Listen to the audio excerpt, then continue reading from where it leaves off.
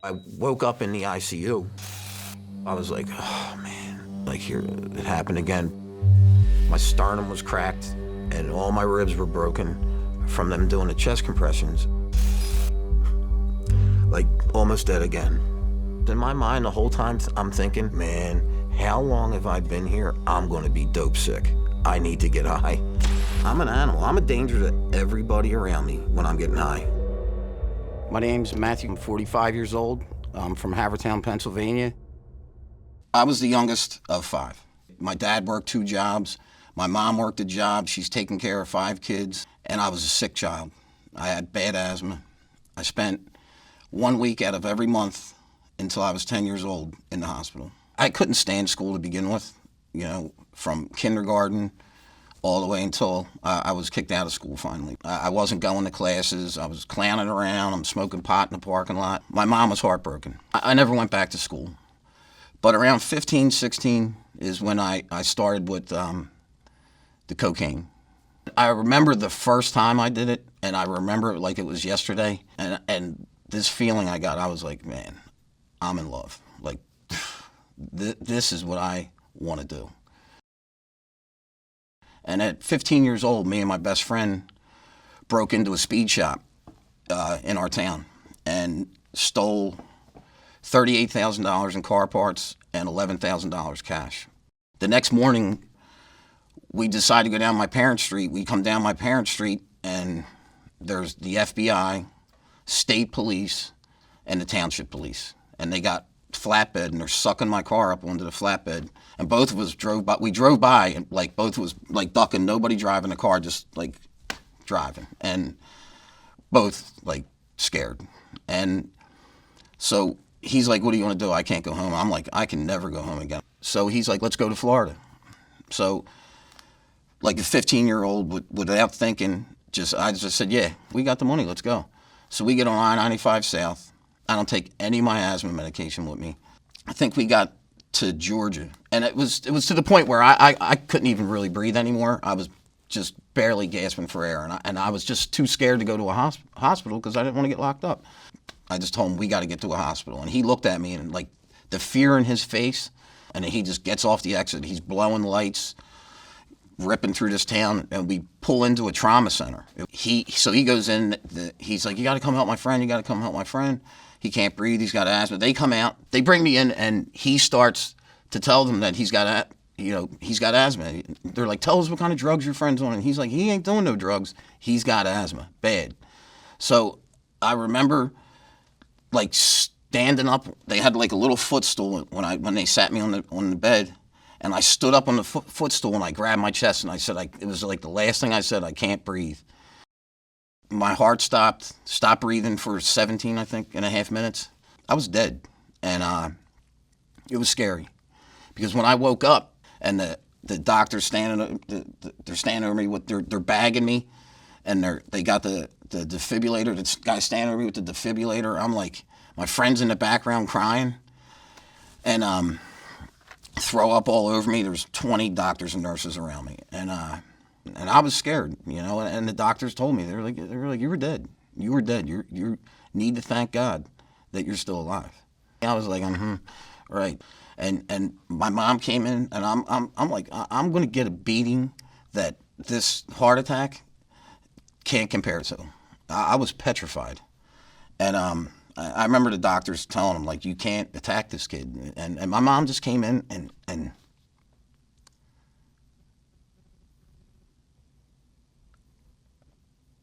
she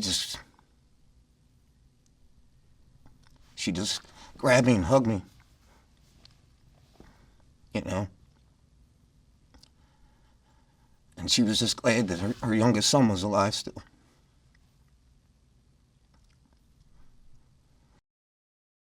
We got away with probation. They didn't certify us for prison time with adults. So I started juvenile probation at 16 years old, and that lasted 2 years.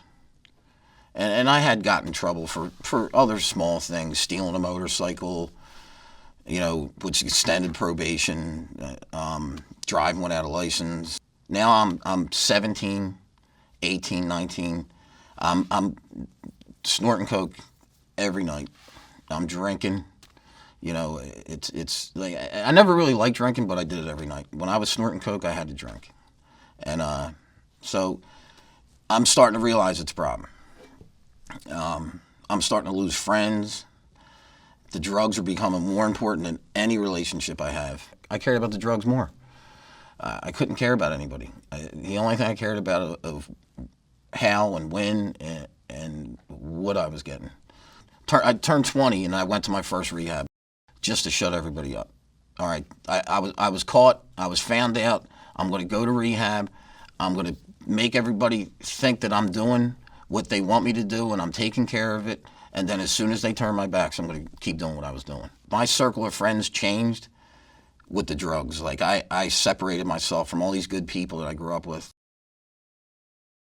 At this point, I was still getting high. I had the motorcycle accident in 2001. Got flown to the Mayo Clinic. They operated on me. And the doctor, he was like, you're going to have chronic pain your whole life. It's never going to be the same. And now I'm prescribed all these pain meds. I scraped the coating off it. I crushed it up and I snorted it. And I can't even explain to you what part of my brain it hit, but it hit the part that told me the only thing I want to ever do for the rest of my life is snort these things. My wife, she was a nurse at this point. She's like, you're getting more pain meds than a terminal cancer patient. And she wanted me to go away to rehab, you know, and I didn't want to go away because I didn't want to be dope sick because at this point my habit was bad. Like if I went maybe 6 hours without doing something, I mean, sick, throwing up, puking, you know, crapping, everything. And I was scared. I was scared to go through it. At this point, I wasn't snorting coke anymore because my nose was, my septum was so deviated. My nose was so beat up from snorting pills, snorting coke, that it just like, I couldn't even get anything to go up it. So I started smoking coke and smoking crack. With the 30 bag a day habit, and I wasn't shooting up like everybody else, I didn't think it was that bad. All the lies that we tell ourselves to keep getting high is crazy.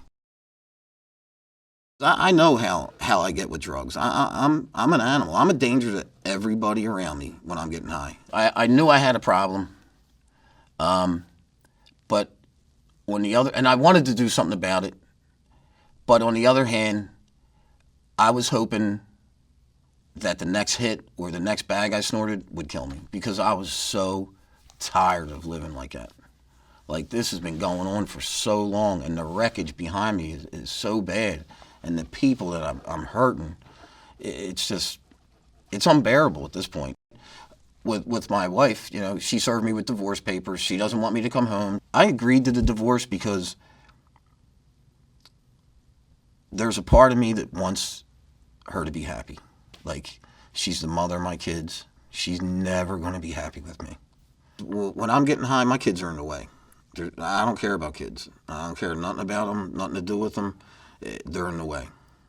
And it's a horrible thing to say, but it's the truth. You know, my disease wants me to run them over to get what I need.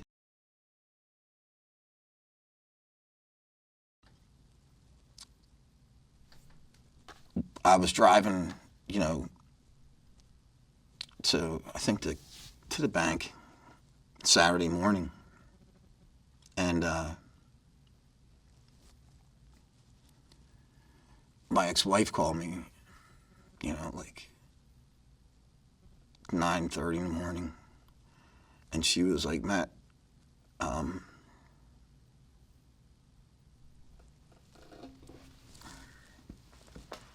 Kev's sister's here. She wants to talk to you.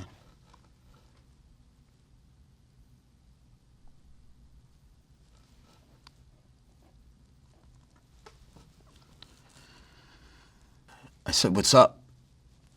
And she was crying, and I'm like, what's going on? Where is he?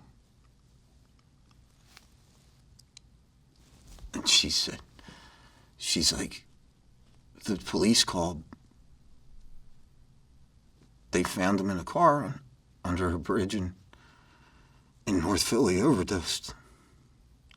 You know, like, listen, I've overdosed plenty of times, and I'm still alive. Like, when someone says to me, overdosed. Like, my first words were, "What hospital is he in?" And she said, "He's not, he's dead."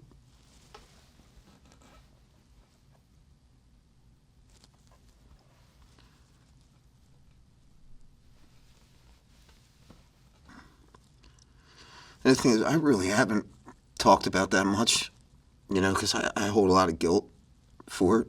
I feel like I wasn't there enough for him to talk to see what was going on.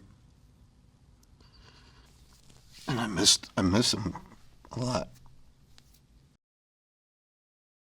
My first heart attack, I didn't have my asthma medication with me, and I stopped breathing, which led to me having a heart attack. So I woke up in the ICU. I was intubated, breathing for me. And then when I woke up, I was like, oh man, like here, it happened again. But my sternum was cracked and all my ribs were broken from them doing the chest compressions. And,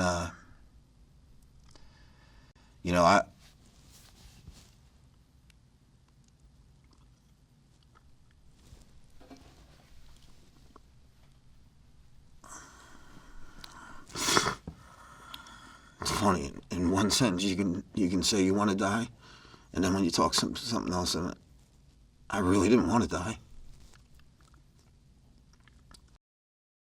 It's sick. It's so sick. Because in my mind, the whole time I'm thinking, in my head, I'm like, man, how long have I been here? I'm going to be dope sick. I need to get high.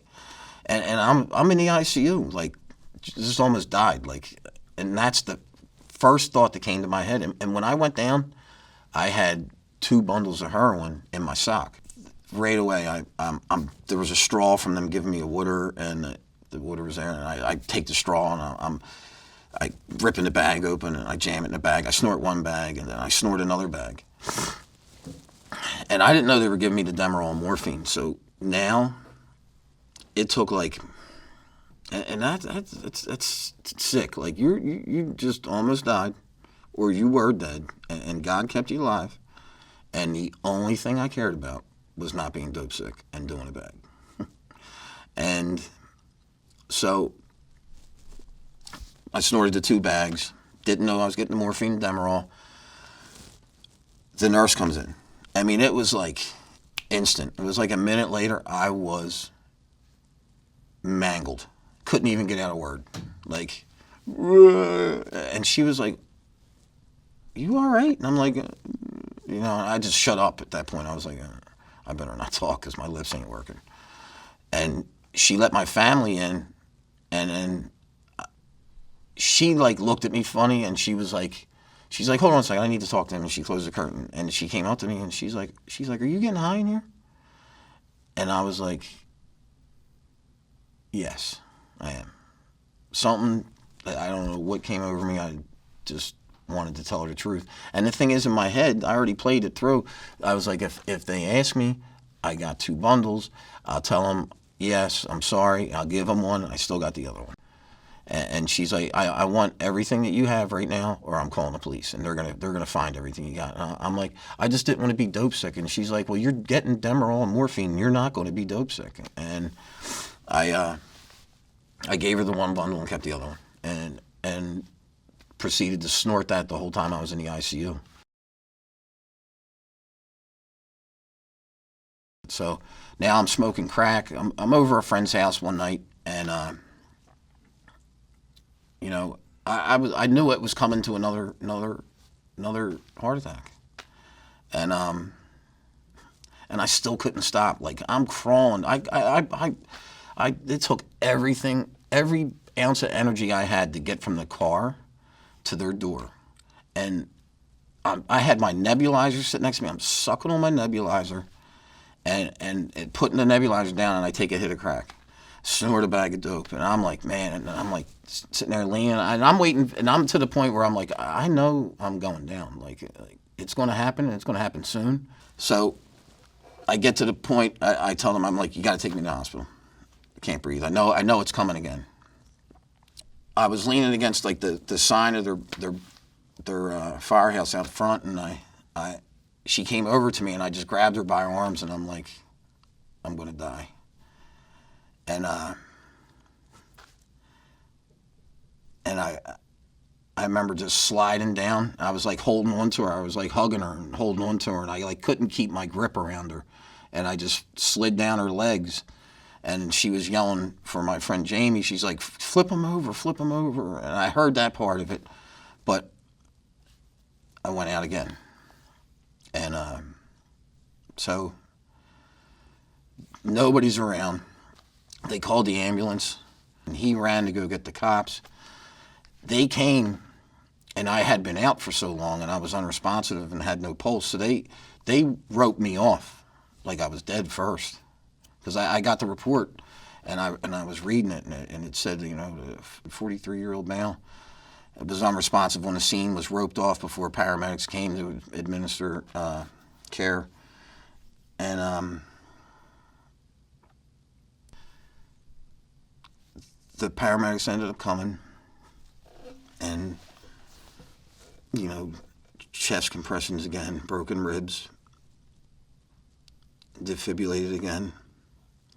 But this time I had stopped breathing for so long that they really, like, I think they told my parents that, like, if he wakes up, he's going to be brain dead. If he does wake up, which they didn't think I was going to wake up. All my family came there, and they called my sister Faith and told her to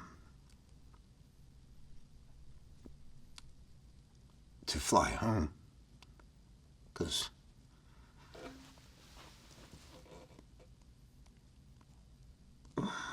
your brother had another heart attack, and he don't think he's going to make it.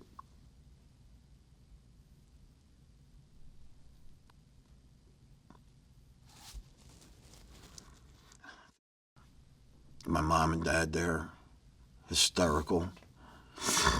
And my mom, my sister Lisa was there. And one thing is, like, with my sisters,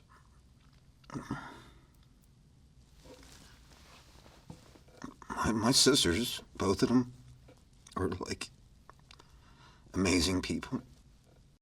You know, I wake up from these things. I don't know what happened in between, you know, going down and waking up. I don't know all the people running around and the craziness, them cutting my clothes off and the crying and the family and the priest from my mom's church coming up and reading me my last rites. Like, I'm not awake for all that, you know? I wake up and it's like, all right, I stopped breathing. I'm here now, you know? My mom said, you need to call your sister Faith in Texas, because she's getting ready to get on a plane. And I called her, and I'm like, what's up? You know? And she just said my name and started hysterically crying. And she just said, what are you doing to us and yourself?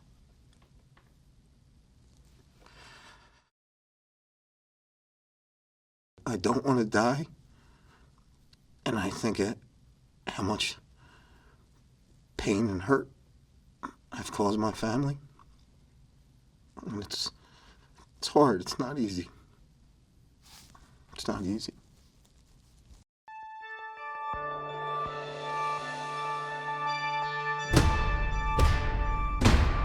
I was in the mission for 2 months now. Things were starting to click, and I felt like I didn't have the right to ask God for anything, because I've done everything that I could in my life against him. But I gave up. I gave up, and I said, you know what? I need help. I asked God for help. I felt like I didn't deserve his grace, but I know I wanted his grace. I accepted Jesus Christ as my Lord and Savior. It was just like no other feeling I've ever had in my life. It just was this feeling of calmness that I've never had. And I felt like, finally, I felt like I belonged to something. Spending my whole life running from whatever I thought I had to run from. I felt like I never belonged to something. Finally, I felt like I was home. My life was mangled. I was an addict, a liar, a thief. But that night, I became a new man. I almost had to die 4 times.